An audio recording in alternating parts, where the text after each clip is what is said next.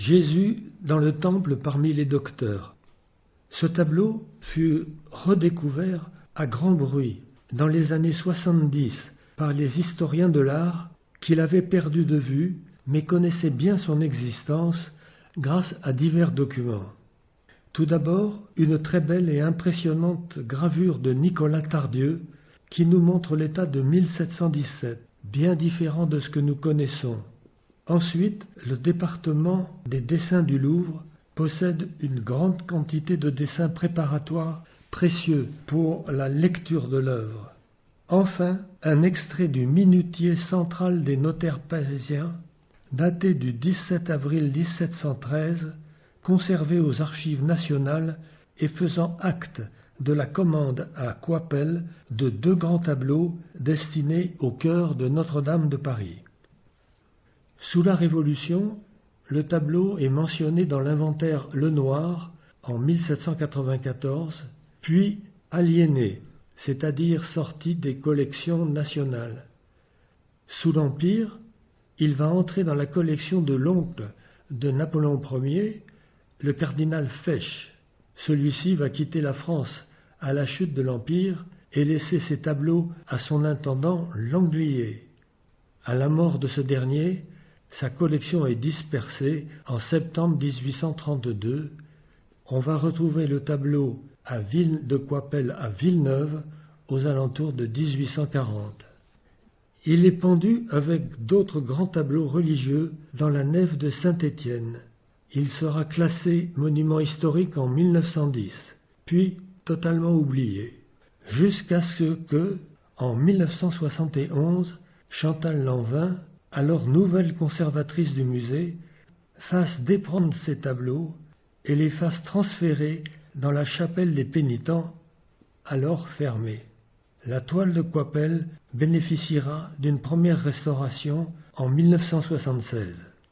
En 1990, il est transféré tout un été au musée Rapin pour y être exposé et redécouvert par le public.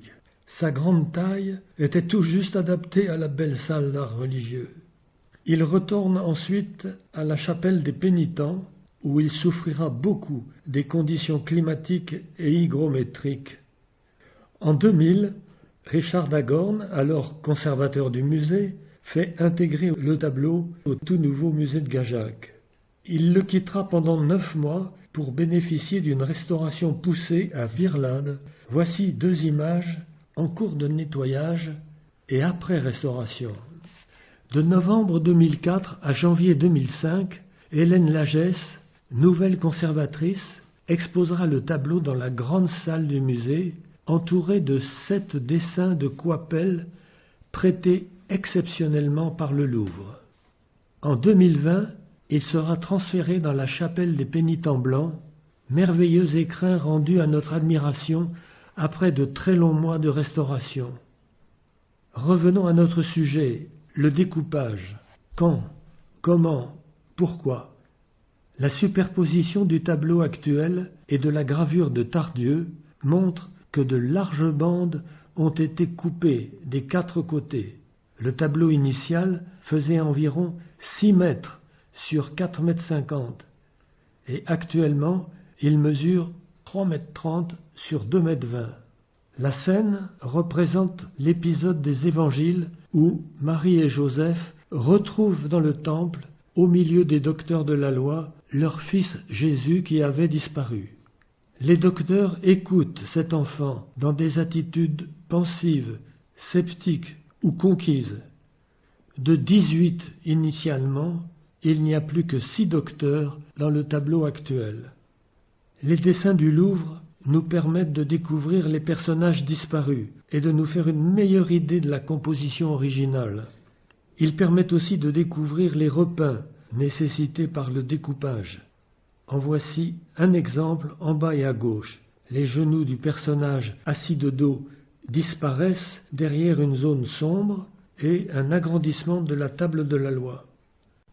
Pourquoi et quand ce découpage? Coipel, à la fin de sa vie, d'après le témoignage de son fils, se livrait à des mélanges destinés à donner de l'éclat à ses tableaux.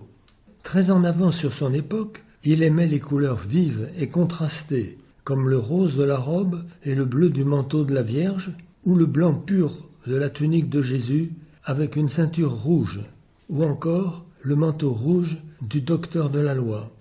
Son fils disait qu'il utilisait de manière empirique de pernicieuses couleurs, qui avaient d'abord un éclat qui séduisait, mais ce brillant était de courte durée, et les couleurs soit noircissaient, soit tombaient en séchant. À la mort de Coipel, on lit que les tableaux de Notre-Dame n'ont que trop éprouvé ce déplorable changement. La réduction de la toile semble donc avoir été une nécessité et a probablement été faite lors de l'entrée dans les collections du cardinal Fesch.